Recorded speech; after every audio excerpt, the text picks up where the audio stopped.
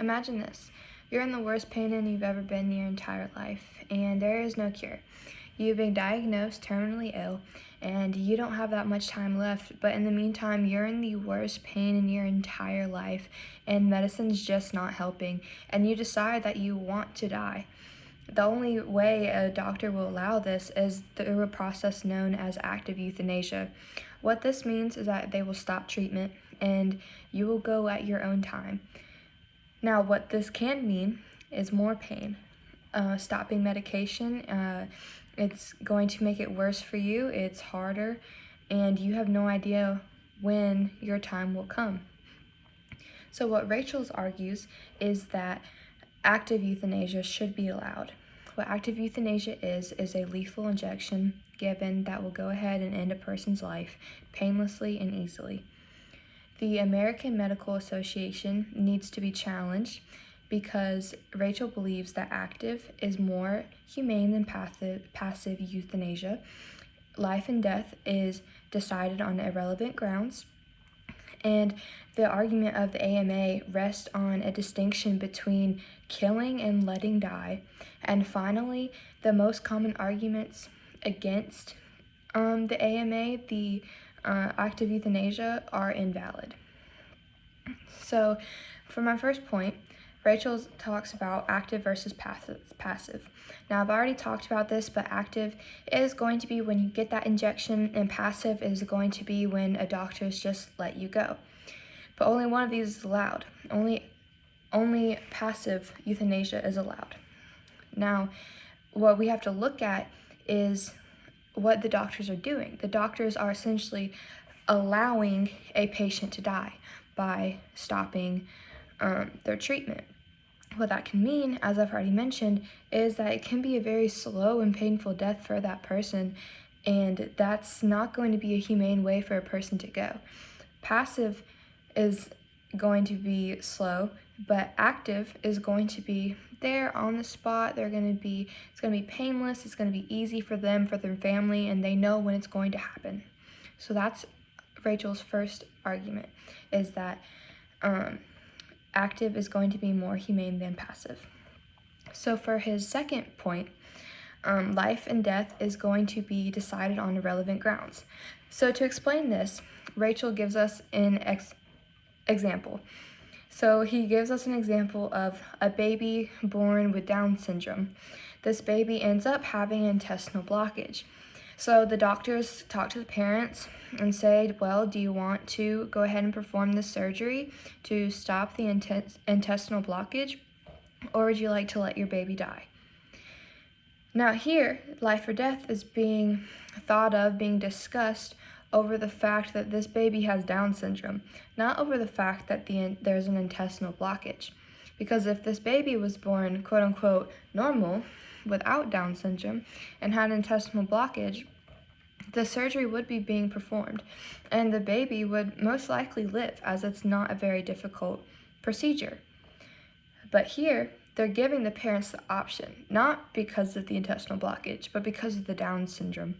So the only reason and the only decision that's being made is because of the Down syndrome, and that's just showing how life and death can be made on irrelevant grounds. So for Rachel's third point, we're going to be talking about the distinction between killing and letting die. So just letting a person die and killing, they're very different morally. But a doctor will look at letting die as good, as it's okay. It's not necessarily good because a person's dying, but I'm not doing anything to kill them. So to explain this point, Rachel gives another explanation, an example. So we have Tom, who's going to gain a big inheritance of lots of money if Rob dies. So there's two examples within this. Tom goes while Rob is in the shower and drowns him and sets it up to make it look like an accident, and then he dies and he gets the money. Second example is that Tom is going to kill Rob, but then Rob slips in the shower, hits his head and his face first in the water, and Tom just lets him die. Is there either way that's better than the other? No. They're both bad. You shouldn't do it. So then when comparing this to medicine, is there a difference morally between killing and letting die? No, it's the same outcome.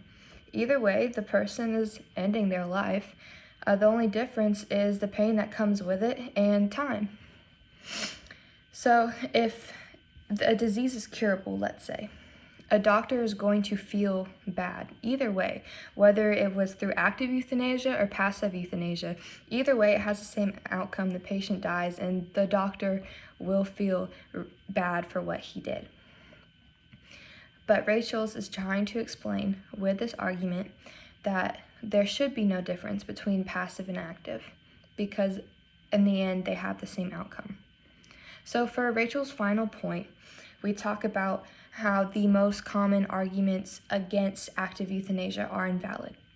So the AMA states that the intentional termination of the life of one human being by another is the problem. That's what the AMA doesn't like. But it denies the fact that ending treatment is the intentional termination of life. But isn't ending treatment, isn't that the intentional termination of the life of one human being by another? Yes, but that's what the AMA says is not allowed. So the AMA is trying to say that passive euthanasia is better even though they have the same outcome. So in conclusion, Rachel argues that active euthanasia should be allowed and should be at least considered for an option for patients. He also argues that the American Medical Association needs to go and relook at its doctrine, and it needs to realize that active and passive have the same outcomes. Active is more humane.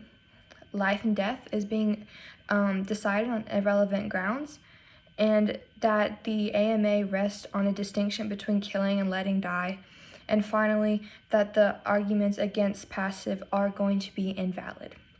Rachel just wants passive and active to be looked at on the same playing field and wants to give patients the option of active euthanasia, and it thinks that the AMA needs to rewrite its doctrine to fix that. Thank you.